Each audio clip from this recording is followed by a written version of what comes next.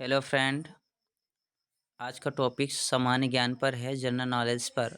दोस्तों, मैं टोटल 15 यानी 15 इम्पोर्टेंट क्वेश्चन लाया हूं जो सभी प्रतियोगी परीक्षाओं में पूछे गए हुए हैं। दोस्तों, पहला प्रश्न है, भारत के किस समाचार पत्र को यूनेस्को किंग सेंजोन पुरस्कार 2009 में मिला? इसमें चार विकल्प है। पहला, खबर लहरिया। दूसरा, दैनिक हिंदुस्तान। तीसरा, अमर उजाला। चौथा, आज। इन चार विकल्प में दोस्तों कौन सा विकल्प सही होगा, आइए हम देखते हैं। ए विकल्प बिल्कुल सही ऑप्शन होगा। बिल्कुल करेक्ट जवाब आपका ए ऑप्शन है। भारत के किस समाचार पत्र को यूनेस्को किंग सेंजोक पुरस्कार 2019 में खबर लहरिया से मिला था? दूसरा नंबर प्रश्न है दोस्तों, प्रधानमंत्री नरेंद्र मोदी ने नागरिकों की समस्याओं के निवारण के लिए एक बहुउद्देशीय ई गवर्नेंस प्लेटफॉर्म शुरू किया है। इस प्लेटफॉर्म को क्या नाम दिया गया है? तो दोस्तों, ऐसा कौन सा प्लेटफॉर्म है जो नरेंद्र मोदी ने नागरिकों की समस्याओं के लिए बहुउद्देशीय ई गवर्नेंस प्लेटफॉर्म शुरू किया? पहला, प्रबंधन। दूसरा, उन्नति। तीसरा, प्रगति। चौथा, निराकरण। दोस्तों, इन चार विकल्पों में ऐसा कौन सा विकल्प सही है, आइए हम देखते हैं। सी विकल्प बिल्कुल सही ऑप्शन आपका होगा। सी विकल्प बिल्कुल सही ऑप्शन आपका होगा, प्रगति। प्रगति ही बहुउद्देशीय ई गवर्नेंस प्लेटफॉर्म शुरू किया था। कौन? प्रधानमंत्री नरेंद्र मोदी जी ने। तो सी बिल्कुल करेक्ट सही जवाब होगा। तीसरा नंबर प्रश्न है दोस्तों, अप्रैल 2015 में किस भारतीय बैंक ने एशियन बैंकर अचीवमेंट पुरस्कार 2015 में जीता? दोस्तों, पहला पंजाब नेशनल बैंक। दूसरा, भारतीय महिला बैंक। तीसरा, कनाडा बैंक। चौथा, भारतीय स्टेट बैंक। तीन चार विकल्पों में आपका बी विकल्प बिल्कुल सही, यानी बी आपका बिल्कुल करेक्ट सही ऑप्शन है। अप्रैल 2015 में भारतीय बैंक ने एशियन बैंकर अचीवमेंट पुरस्कार 2015 में भारतीय महिला बैंक ने जीता था। दोस्तों, बी बिल्कुल करेक्ट सही जवाब होगा। चौथा नंबर प्रश्न है, हाल में दिवंगत हुई मल्ली मस्तान बाबू का संबंध किस में से किस क्षेत्र से था? दोस्तों, पहला कुश्ती। दूसरा, वॉलीबॉल। तीसरा, पर्वतारोहण। चौथा है फुटबॉल। तो हाल ही में दिवंगत हुए मल्ली मस्तान बाबू का संबंध आप पर पर्वतारोपण क्षेत्र से था। इससे बिल्कुल करेक्ट सही जवाब होगा दोस्तों।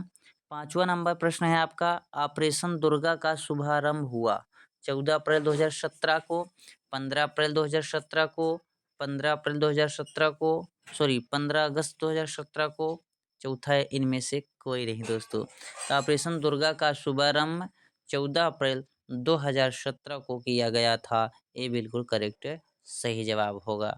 छठवां नंबर प्रश्न है आपका, मोबाइल फोन पर भारत का पहला डिजिटल बैंक का शुभारंभ किस बैंक ने किया था दोस्तों? पहला है HDFC। दूसरा एक्सिस बैंक। तीसरा है ICICI। चौथा है भारतीय स्टेट बैंक। तो मोबाइल फोन का भारत का पहला डिजिटल बैंक का शुभारंभ ICICI बैंक ने द्वारा किया गया था। सी विकल्प बिल्कुल करेक्ट सही जवाब होगा।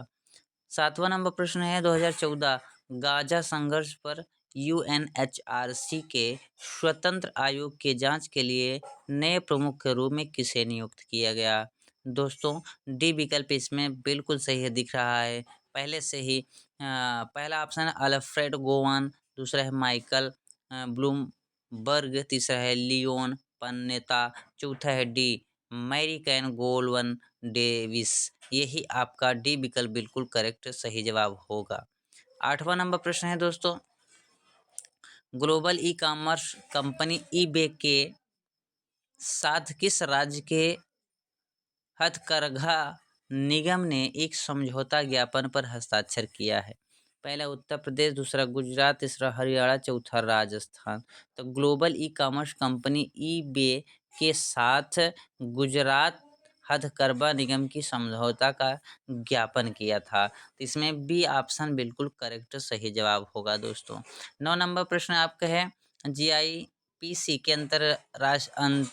अंतर्राष्ट्रीय बौद्धिक संपदा सूचकांक में भारत को कौन सा स्थान दिया गया? पहला है 12, दूसरा है 14, तीसरा है 19, चौथा है 29। यानी जीआईपीसी के अंतर्राष्ट्रीय बौद्धिक संपदा सूचकांक में भारत को 29वां स्थान दिया गया था। डी बिल्कुल करेक्ट सही जवाब होगा दोस्तों। 10 नंबर प्रश्न है 2014 ज्ञानपीठ पुरस्कार के विजेता बालचंद्र नेमदे किस भाषा के लेखक हैं?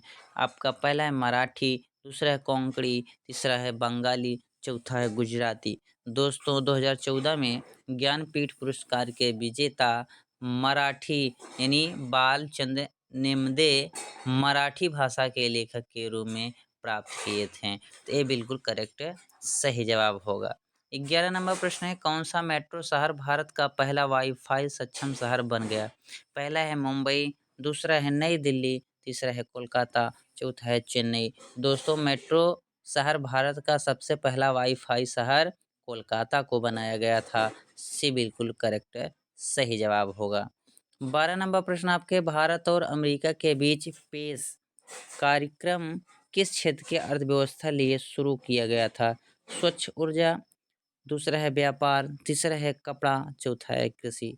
दोस्तों भारत और अमेरिका के बीच में जो पेश कार्यक्रम क्षेत्र की अर्थव्यवस्था शुरू की गई थी वह था स्वच्छ ऊर्जा, जिससे ए विकल्प बिल्कुल सही है। ए विकल्प यानी ए ऑप्शन बिल्कुल करेक्ट सही जवाब दिया आपने। 13 नंबर प्रश्न है एशिया के लिए धुरी pivot to Asia pivot to Asia विदेश नीति किस देश की एक रणनीति है? दोस्तों पहला अमेरिका, दूसरा है जापान, तीसरा है चीन, चौथा है भारत। तो एशिया के लिए ध्रुवी विदेश नीति अमेरिका देश की रणनीति है। ये बिल्कुल करेक्ट सही जवाब होगा। 14 नंबर प्रश्न है दोस्तों कौन सा देश नवजात शिशु से अंगदान करने में सफल हो गया है? दोस्तों नवजात शिशु को अंगदान करने में पहला भारत, दूसरा यूके, तीसरा फ्रांस, चौथा अमेरिका। तो कौन सा देश है? हम देख सकते हैं बी बिल्कुल करेक्ट सही जवाब होगा। यूके एक ऐसा देश है जो जहां पर नवजात शिशु से अंगदान करने में सफल हुआ था। तो बी बिल्कुल करेक्ट सही जवाब। 15 नंबर प्रश्न है लास्ट प्रश्न है दोस्तों दीनदयाल अंत्योदय योजना किस क्षेत्र के साथ जुड़ी हुई है? पहला महिला सशक्तिकरण, दूसरा गरीबी उन्मूलन, तीसरा कौशल विकास, चौथा वित्तीय समावेशन। तो आपका दीनदयाल अंत्योदय योजना दोस्तों कौशल विकास से जुड़ा गया है, उस क्षेत्र का एक भाग है। सी बिल्कुल करेक्ट सही जवाब हो दोस्तों। यदि यह वीडियो आपको पसंद आया हो तो आप इसे लाइक, सब्सक्राइब, शेयर करना ना भूले दोस्तों। यही आपका प्यार और सहयोग है।